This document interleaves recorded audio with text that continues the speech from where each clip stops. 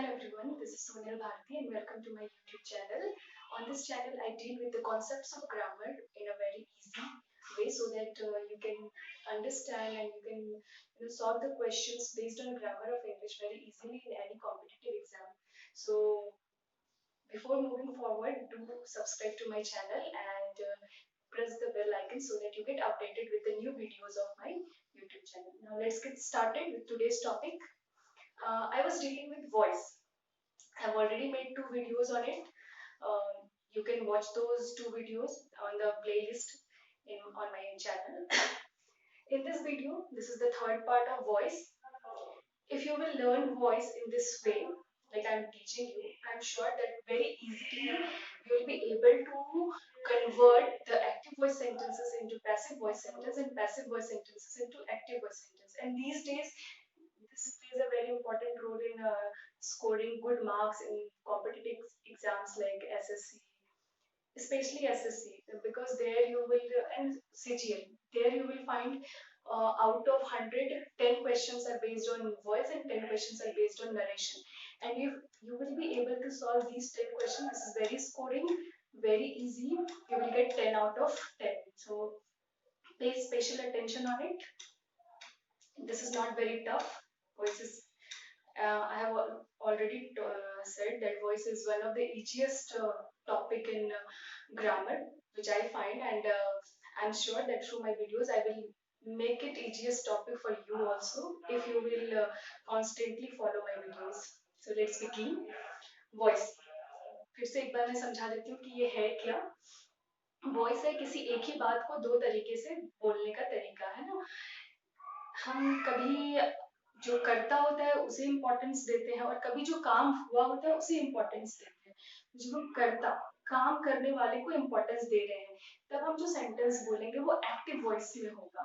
लेकिन जब हम जो काम हुआ उसे इम्पोर्टेंस देंगे, तब जो सेंटेंस बनेगा वो पैसिव वॉइस सेंटेंस का होगा.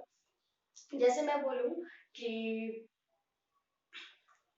आई ब्रॉट एन एप्पल, मैं एक एप्पल लाई. आई ब्रॉट एन एप्पल, तो यहाँ पर इंपॉर्टेंस हम किसको दे रहे हैं? खुद को दे रहे हैं. मैंने लाया है. So the sentence is in active voice sentence.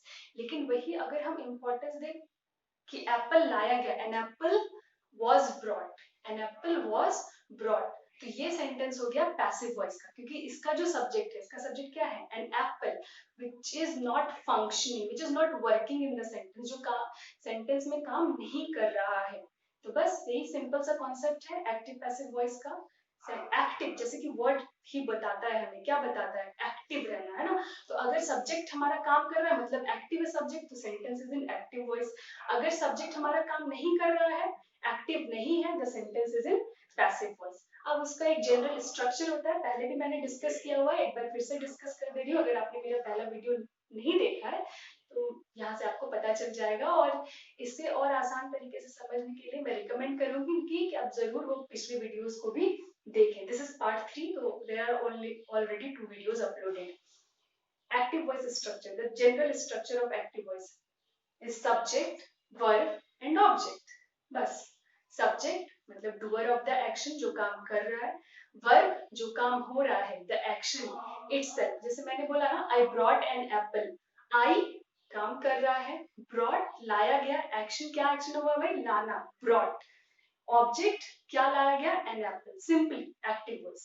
लेकिन जब हम पैसिव वॉइस में आते हैं तो सब्जेक्ट, जो कि एक्चुअली में हमारा सब्जेक्ट नहीं होता है, this is the real object in passive voice. And जो पैसिव वॉइस का ऑब्जेक्ट होता है, actually it is the subject. मतलब सब्जेक्ट कहने का मेरा मतलब है डूअर. लेकिन फिर भी क्योंकि सेंटेंस के बिगिनिंग इंग्लिश का जो सेंटेंस स्ट्रक्चर होता है, that is subject verb and that is subject verb and then any other thing, or you can say subject and then predicate. सबसे पहला जो जो हम सबसे स्टार्ट में यूज करते हैं, that is the subject of the sentence. तो इसलिए पैसिव वॉइस में भी दो the subject is not the doer of the action, subject काम नहीं कर रहा है, लेकिन फिर भी हम उसे सब्जेक्ट ही कहते हैं. देन हेल्पिंग वर्ब, एक हेल्पिंग वर्ब जरूर आएगा पैसिव वॉइस में. हेल्पिंग वर्ब पर मैं एक सेपरेट वीडियो में चर्चा करूंगी कि क्या है हेल्पिंग वर्ब. थोड़ा मोड़ा आइडिया के लिए, is, am, are, was, were, has, have, had, be, been, being. These are some of the helping verbs. There are more helping verbs. Then V3। अगर हम पैसिव वॉइस में सेंटेंस बना रहे हैं, सब्जेक्ट, हेल्पिंग वर्ब, उसके बाद V3 the third form of the verb will come, verb का तीसरा रूप आएगा, then by and then object which is actually the subject. जैसे मैंने अभी अभी एग्जांपल ही दिया ना बोल करके, I brought an apple, I brought an apple, I subject, ये काम कर रहा है ब्रॉट, क्या काम हुआ, लाने का काम हुआ ब्रॉट, एन एप्पल ऑब्जेक्ट। क्या देख रहे हैं हम, सब्जेक्ट वर्ब ऑब्जेक्ट, मतलब the sentence is in active voice. अगर इसे मुझे पैसिव में बनाना है तो मैं क्या करूंगी, subject which is actually the object, तो an apple, then helping verb. आज हम यही पढ़ने वाले हैं, ये सेंटेंस किस में है, पास्ट में है, ब्रॉट, लाई। तो पास्ट में हम कौन से हेल्पिंग वर्ब का यूज करेंगे, was और were का। was if the subject is singular, were if the subject is plural। तो an apple it is singular, an apple was।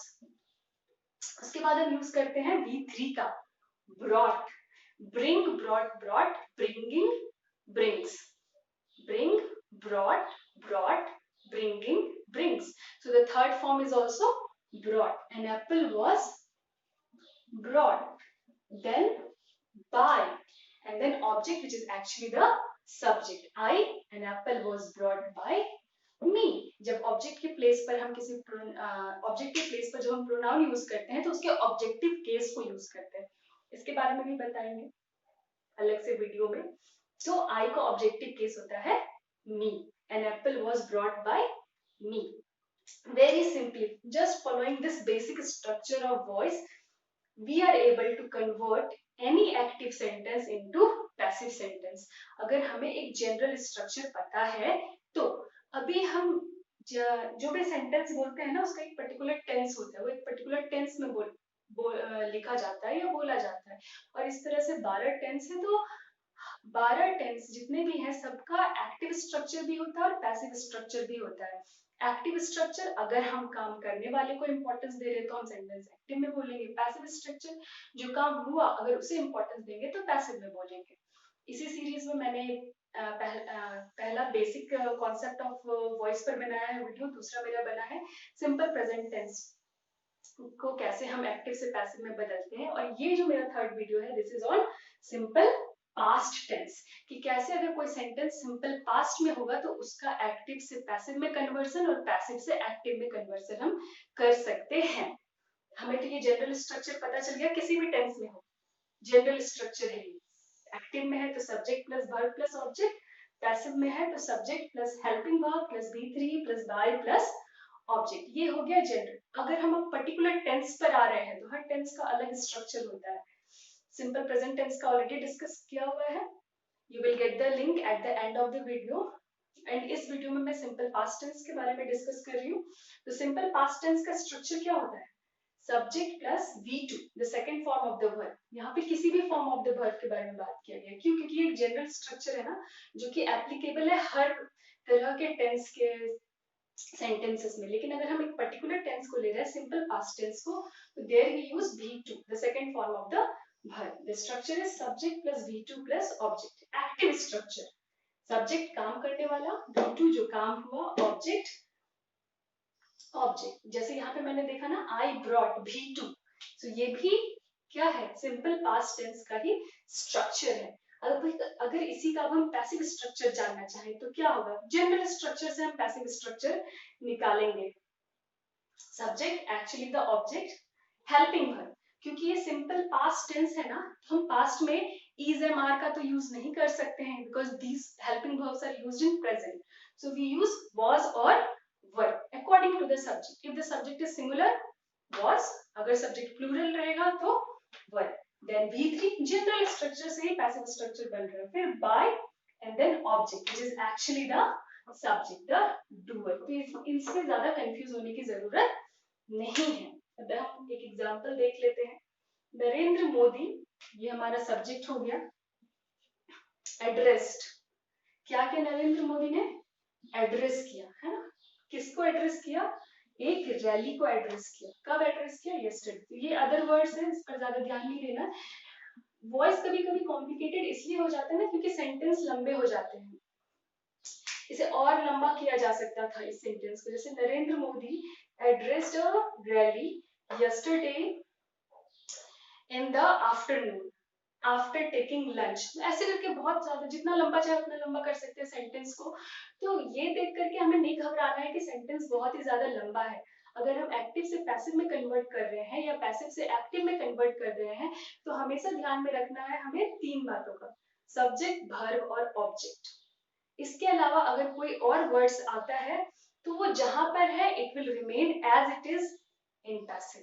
अगर हम एक्टिव से पैसिव में बदल रहे हैं तो वो जैसे एक्टिव में यूज हुआ वैसे ही पैसिव में भी उसी जगह पर यूज होगा, और अगर पैसिव से एक्टिव में बदल रहे हैं तो भी कोई चेंजेस करने की जरूरत नहीं होती। बस we need to know subject, verb and object. तो हमारा इस सेंटेंस में सब्जेक्ट क्या हो गया? Narendra Modi. Verb is addressed, object is rally, and this are other words. अब मुझे इसे बदलना है पैसिव में। तो अगेन पैसिव जब भी बोलते हैं तो हमारा जो ऑब्जेक्ट होता है एक्टिव का, दैट बिकम द सब्जेक्ट। क्या है ऑब्जेक्ट? अ रैली, अ रैली। फिर क्या है? एक हेल्पिंग वर्ब हमें पैसिव में यूज करना है ना, सिंपल पास्ट, वाज या वर, रैली। ये एक ग्रुप ऑफ पीपल के बारे में डिस्कस किया जा रहा है तो इसके साथ हम हमेशा सिंगुलर वर्ब यूज करते हैं। अ rally was addressed V3 by the actual subject, object which is the actual subject, Narendra Modi. A rally was addressed by Narendra Modi. Yesterday जहां था वहां का वही रह जाएगा। Is there any problem? नहीं, very easy. Subject, verb, object को हमें पैसिव में बदलना है तो subject, helping verb, V3 by object. ये दिमाग में घुसा कर रख लेना। पैसिव मतलब हेल्पिंग वर्ब प्लस V3, और हेल्पिंग वर्ब प्लस V3 कब आएगा? सब्जेक्ट के बाद ही आएगा। हेल्पिंग वर्ब प्लस V3, उसके बाद by and then object. Let's see another example. Doctor advised Megha to drink lots of water. मैंने बोला अभी अदर वर्ड्स है ना, उस पर ज्यादा ध्यान देना ही नहीं है। तीन बातों पर ध्यान देना है, सब्जेक्ट, वर्ब और ऑब्जेक्ट पर। इस सेंटेंस में हमारा सब्जेक्ट क्यों है? डॉक्टर। डॉक्टर क्या काम कर रहा है? एडवाइस कर रहा है। V2 एडवाइज्ड यूज हुआ है। किसको एडवाइस कर रहा है? मेघा को।